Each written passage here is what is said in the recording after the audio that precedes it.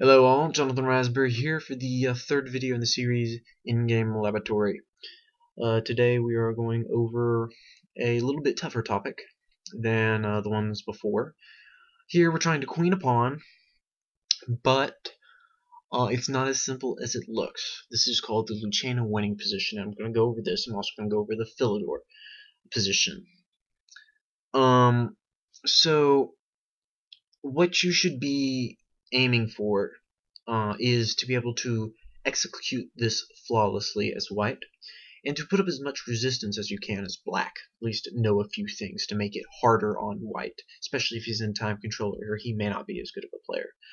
So here's the reason why it's not so simple. If I just play my king over here, black is just going to check the king. Now if he goes back, then we're in the same position as before, so check here. If I go here, alright, check here. Trying to come a little closer to the rook. No, sir. Gotta go back. And we're in the same position as before.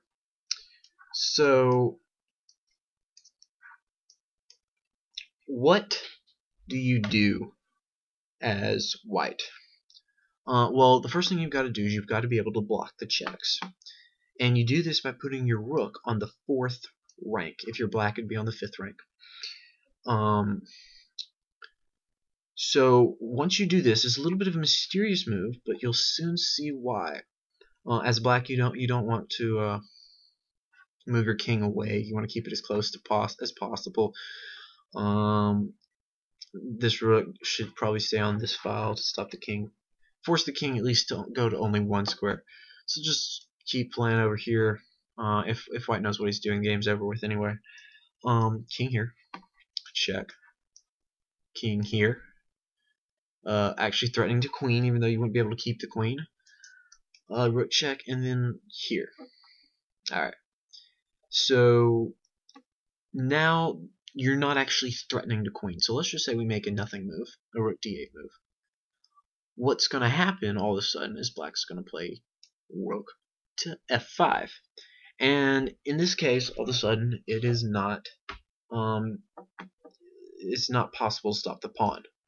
Okay, you're threatening to go here. So maybe I could go here, there, here. And the game is over. Alright, so very simple from this position. If we go back to this position here, we go king d6, rook check, king here. If the rook checks, then it's very easy. You go king e4, and there's nothing you can do to stop the pawn. Again, you're threatening the queen, so you gotta check. And then rook d4, and the game is over with. And finally, what happens if black plays king to f6, or g6, sorry. Here, you don't want to play rook to f4 because black checks. Oops, no, they don't check. Oh, sorry, it takes on d7, my bad. So you can't do that. But what you would do, you've got two options really. The option I would suggest would be rook f6 check. If the king goes back, then we're in the exact same position as before. And if the king goes down, we're in the exact same position as before. That's how you win. So let me discuss this one more time, how this is the only winning move. Let's take, for instance, rook here. Alright, very easy. You're still winning, but king g6 is a little annoying. And let's say you go here, then the king is getting closer, and now you have to chase the king away. You have to chase the king away. And then after something like,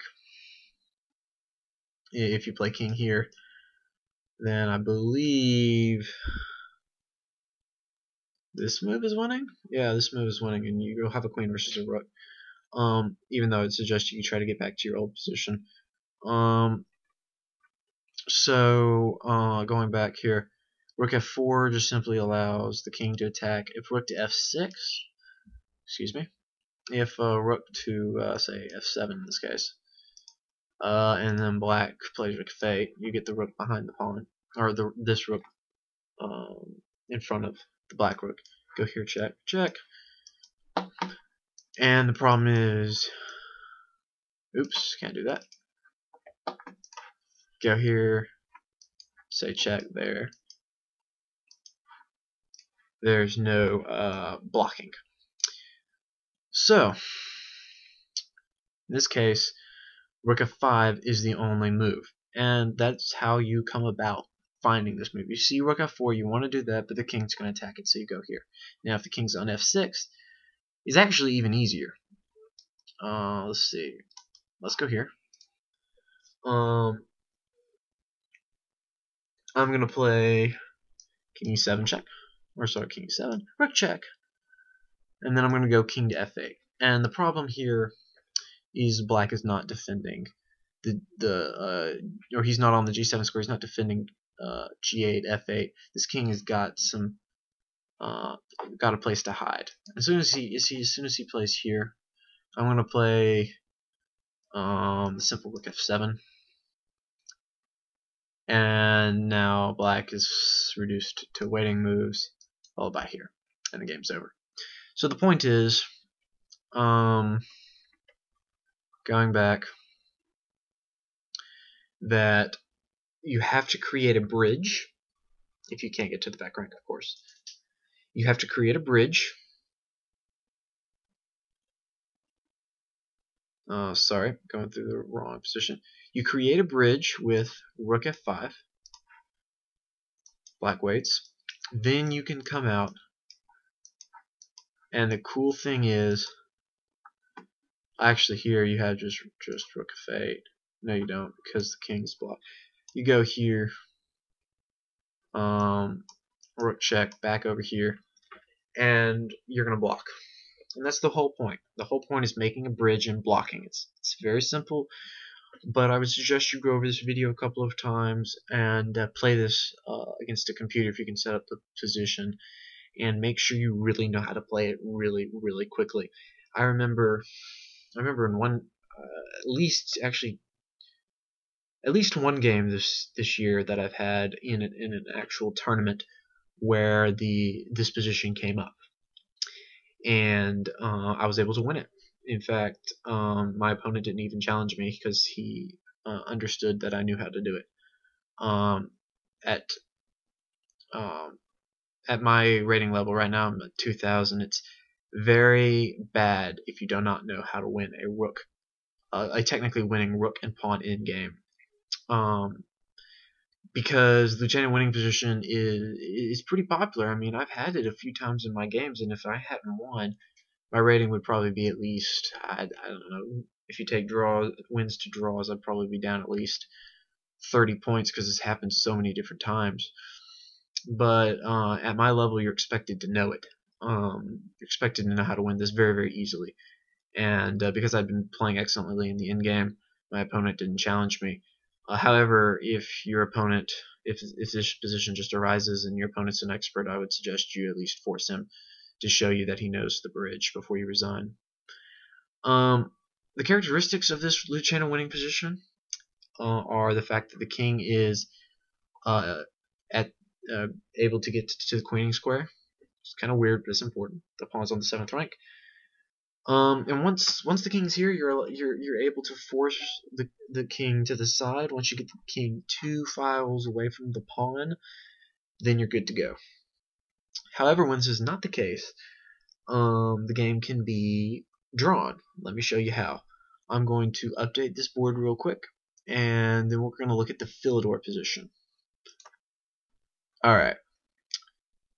In this case, the black king is occupying the queening square. White's king cannot get there. The pawn is also further back, but by force the pawn can get up to this square. So the question is the game winning or is the game drawn? I'm going to give you a minute, pause the video, and ask yourself, is this winning or is this drawn?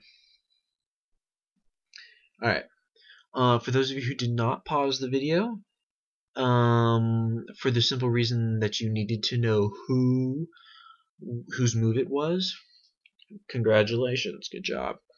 It does make a difference whose move it is. Now, if you didn't pause the video because you didn't want to, then whatever. But if you didn't pause the video because you knew whose move it was mattered, or if you figured that out during the pause, good for you.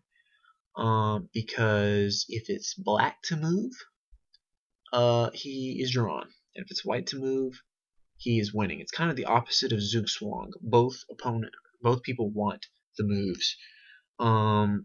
So in this case, if it's white to move, he's winning.